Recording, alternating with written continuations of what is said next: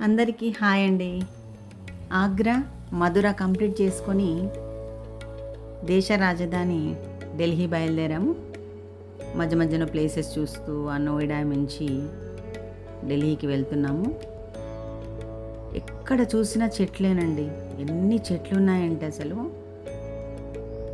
మన తెలంగాణలో కూడా ఇన్ని చెట్లుంటే ఎంత బాగుండని అనిపించింది. అంటే హైదరాబాద్లో చెట్లుంటే ఎంత బాగుండేది. ఇన్ని చెట్లున్నా కూడా పొల్యూషన్ అంటూ ఉంటారు, ఎందుకో అర్థం కాలేదు. మధ్యలో హోటల్కి వెళ్ళాం. 3 days తర్వాత దోశ, వడ, ఇడ్లీ తింటున్నామండి. ఫుడ్ వేరేగా ఉంటుంది కదా, అవి చూడగానే ఆతృతగా తినేసాము. ఎక్కడికి వెళ్ళినా షాపింగ్ కనిపిస్తూనే ఉంటాయి, ఏదో ఒక ఐటమ్స్. జస్ట్ ఏమీ కొనలేదు, విండో షాపింగ్ చేస్తూ అలా ముందుకు బయలుదేరాం. అక్షరధామ్కి వచ్చినాం. విపరీతమైన ఎండ ఉంది. ఇంకా 2 గొడుగులు పట్టుకుంటే బాగుండనుంది, కానీ బట్ చేయి ఒకటే కదా. ఇంత ఎండలో నా వీడియో చూసిన వాళ్ళందరూ కూడా ఇంత ఎండలో ఎందుకు పోయిందని భయమేస్తుంది. బట్ తప్పలేదు, మాకు ఈ టైమే సెట్ అయింది. Okay, follow me. వచ్చేయండి. జై స్వామినారాయణ్. ఢిల్లీలో మేము చూసిన ఫస్ట్ ప్లేస్ అక్షరధామ్. అక్షరం అంటే వినాశనం లేనిది అని అర్థం. ఈ దేవాలయం యమునా నదీ తీరంలో ఉంటుంది. అక్షరధామ్ సముదాయం అంటే పరమాత్ముని శాశ్వత అవినాశ నిలయం. వేదాలలో, ఉపనిషత్తులలో నిర్వచించబడిన శాశ్వత విలువలు, శాశ్వత సుగుణాలకు నెలవు ఇది. అక్షరధామ్ సముదాయం పూర్తి పేరు స్వామినారాయణ్ అక్షరధామ్. తప్పకుండా చూడాల్సిన చక్కటి ప్రదేశం ఇది. లోపలికి కెమెరా అనుమతించలేదు. నేను కొన్ని గూగుల్లో ఫొటోస్ డౌన్లోడ్ చేసుకొని దాని గురించి ఎక్స్ప్లెయిన్ చేస్తాను. ఇది 100 ఎకరాల విస్తీర్ణంలో ఉంది. భక్తి ద్వార్, మయూర్ ద్వార్ అనే 2 పెద్ద గేట్ల రక్షణతో బృహత్ సౌధంలా విరాజిల్లుతూ ఉంటుంది. ఎర్రటి ఇసుక రాళ్లతో 1660 స్తంభాలతో నిర్మించబడింది. ఆలయం లోపల గర్భగుడిలో 11 అడుగుల స్వామి నారాయణ మూర్తి విగ్రహం ఉంటుంది. ఎన్ని భూకంపాలు వచ్చినా తట్టుకునే శక్తి దీనికి ఉందట. 1000 సంవత్సరాలు చెక్కు చెదరకుండా ఈ ఆలయం ఉండగలదు. ఈ అక్షరధామ్లో అభిషేక మండపం, నీటి ప్రదర్శన, స్వామినారాయణ్ ప్రారంభ జీవితంపై తీసిన ఐమాక్స్ చిత్రం, ఈ 3 ప్రదర్శనలు చూపిస్తారు. ఈ అక్షరధామ్ను భూమిపై దేవుని తాత్కాలిక నివాసంగా నమ్ముతారట. స్వామినారాయణ్ ఎవరు, అతని గురించి తెలుసుకోవాలన్నా, ఈ అక్షరధామ్ విశేషాలు మరిన్ని తెలుసుకోవాలన్నా గూగుల్ సెర్చ్ చేసి చూడండి. కొద్ది వీడియోలో అన్ని విశేషాలు చెప్పలేను. ఎన్ని విషయాలు తెలుసుకున్నా ఈ ఆలయం గురించి చాలా తక్కువే అనిపించింది నాకు. ఆ ప్రశాంతమైనటువంటి వాతావరణాన్ని వీడి రావాలనిపించలేదండి. అక్షరధామ్ చూసుకొని మేము అక్కడి నుంచి ఎర్రకోటకు బయలుదేరాం. Hi friend. హాయ్. హాయ్. ఎక్కడికి వెళ్తున్నారు? Red fort. రెడ్ ఫోర్ట్ ఎక్కడ रेड ఉన్నది? फोर्ट यानी कि लाल किला, दिल्ली में रहते हैं. ये यहाँ से 2 किलोमीटर वॉक है वहाँ मेन गेट. अच्छा. ఏ అన్న బద్దలు ఏమండి, ఈ రెడ్ ఫోర్ట్ ఎదురు ఏముంటుంది తెలుసా? మీనా బజార్ ఉంటుంది. चोर बाजार కూడా ఉందా? Only Sunday. చోర్ బజారా? అంటే సండే ఓన్లీ అంటే దొంగతనం చేసిన వస్తుంది. నిమరాజ్ బాजार లా. మనకు అదేముంది కానీ మనం మీనా బజార్కి వెళ్దామా? షాపింగ్ ఖర్చు బాగా అవుతుంది. సుల్తాన్ బాजार లెక్క ఉంటుంది. ఢిల్లీ నుంచి కొనుక్కొచ్చుకున్నా నేను ఇవన్నీ. మా ఫ్రెండ్స్ ఏం చెప్తా కొనిస్తారా?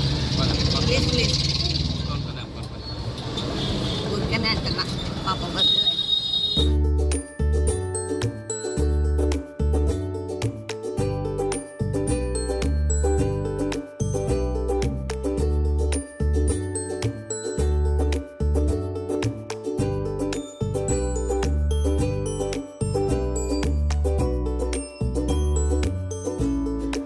ఒక ఆటో మాట్లాడుకొని జామా మసీద్, ఎర్రకోట, మీనా బజార్ ఈ 3 ప్రదేశాలు చూసాము. ఇదే లాల్ కిలా, ఎర్రకోట. మొఘల్ చక్రవర్తి షాజహాన్ 15వ శతాబ్దంలో దీనిని నిర్మించాడు. మనకు స్వాతంత్రం వచ్చే వరకు ఈ కోటను మొఘల్స్ సైన్య శిబిరంగా దీన్ని ఉపయోగించారు. ఈ కోట ప్రసిద్ధ పర్యాటక క్షేత్రంగా ఉంది. భారతదేశ సార్వభౌమాధికారానికి ఇది శక్తివంతమైన చిహ్నం. 2007వ సంవత్సరంలో యునెస్కో వారు ప్రపంచ వారసత్వ ప్రదేశంగా దీన్ని గుర్తించారు. దాహారి గేట్ ప్రాంగణంలో మన దేశ ప్రధాని స్వాతంత్ర దినోత్సవం రోజు మన జాతీయ పతాకాన్ని ఎగరవేస్తారు. ఇది మన అందరికీ తెలుసు. దీని చరిత్ర చదివితే చాలానే ఉంది.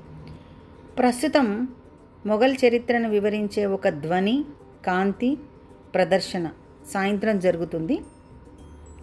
దీనిని మొట్టమొదట లాల్ కిలా అని పిలిచేవారు. చక్కగా ఆ ప్రాంతమంతా తిరిగేసి చూసాము. ఎంత గారాబం చూడండి. తండ్రి గొడుగు పట్టుకోవాలి. అలా చూడు, ఇవి చూడండి ఎంత గారాబం చూడండి. ఆ ఇద్దరు గొడుగు పట్టుకొని పాపము ఉదయం నుంచి దాని చుట్టూ తిరుగుతున్నాడు, దాని వెంబడి తిరుగుతున్నాడు. ఫోటో తీయ. అయ్యో దేవుడా, నా గొడుగేమో నేనే పట్టుకున్నా, నీకేమో డాడీ పట్టుకోవాలా? ఎట్లా చెప్పు? Okay okay. చక్కగా ప్రాంతమంతా తిరిగేసి కొన్ని ఫొటోస్ దిగి అక్కడి నుంచి మీనా బజార్ బయలుదేరాం. మేము ఢిల్లీకి వెళ్తున్నాము అనగానే ముందే అనుకున్నాం అక్కడ ఫుడ్ చాలా బాగుంటుంది, రకరకాల ఫుడ్ టేస్ట్ చూడాలి, మంచి షాపింగ్ చేయాలి అని చెప్పేసి. కానీ అదేంటో ఏమో అక్కడికి వెళ్ళిన తర్వాత అసలు ఏం తినలేకపోయాము, షాపింగ్ చేయలేకపోయాము. తర్వాత మా పాప కాసేపు అలిగింది, నేను పూర్తిగా తిప్పి చూపించలేదనేసి. ఎండగా ఉందండి, విపరీతమైన ఎండ ఉంది. ఆ ఎండకి ఎక్కువ తిరగలేకపోయాము. ఏదో కొద్దిగా మాకు నచ్చినటువంటి ఫుడ్ కాస్త టేస్ట్ చూసి అక్కడి నుంచి బయలుదేరాం. నెక్స్ట్ మేము వెళ్ళిన టెంపుల్ లోటస్ టెంపుల్.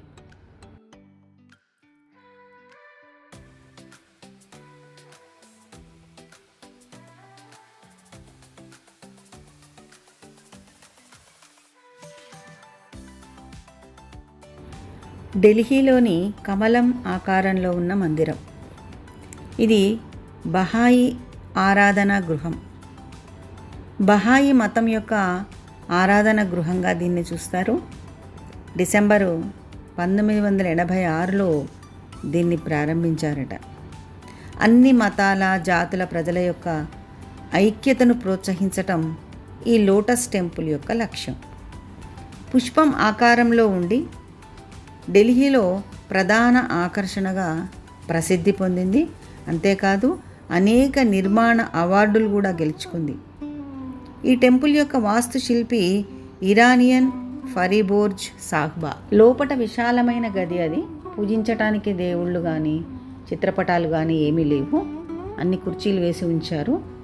లోపట ఒక 15 నిమిషాలు ధ్యానంతో ప్రశాంతంగా గడిపి తిరిగి బయటకు వచ్చాము. లోటస్ టెంపుల్ చూసుకొని అక్కడి నుంచి ఇండియా గేట్కు బయలుదేరాం. ఇంకా విపరీతమైన ఆకలి, అక్కడ అవన్నీ కనిపిస్తుంటే ఇంకా ఆకలి ఎక్కువైపోయింది. ఇండియా గేట్ ముందు కూడా బేల్పూరి తింటున్నాం. ఇష్టమైన ఫుడ్ ఏ రాష్ట్రం ఎక్కడి పోతుంది. యమునా నదీ తీరంలో ఉన్న చక్కని ప్రదేశంలో ఇండియా గేట్ ఉంది. 9 దశాబ్దాల క్రింద మొదటి ప్రపంచ యుద్ధంలో, ఆఫ్ఘన్ యుద్ధంలో చనిపోయినటువంటి 90,000 మంది జవాన్ల జ్ఞాపకార్థం నిర్మించినటువంటి అపురూప కట్టడం ఇది. దీని పొడవు 42 మీటర్లు. ఇది భరత్పూర్ ఎర్రరాయితో నిర్మించబడింది. 1971 నుండి ఇక్కడ అమర్ జవాన్ జ్యోతి వెలుగుతోంది. ఇండియా గేట్ పరిసర ప్రాంతం చాలా అందంగా ఉంది. పచ్చని బయళ్ళు, పిల్లలు ఆడుకోవటానికి అందమైన పార్కు, బోట్ క్లబ్ కూడా ఉన్నాయి. దూరం నుండి రాష్ట్రపతి భవన్ కనిపిస్తుంది.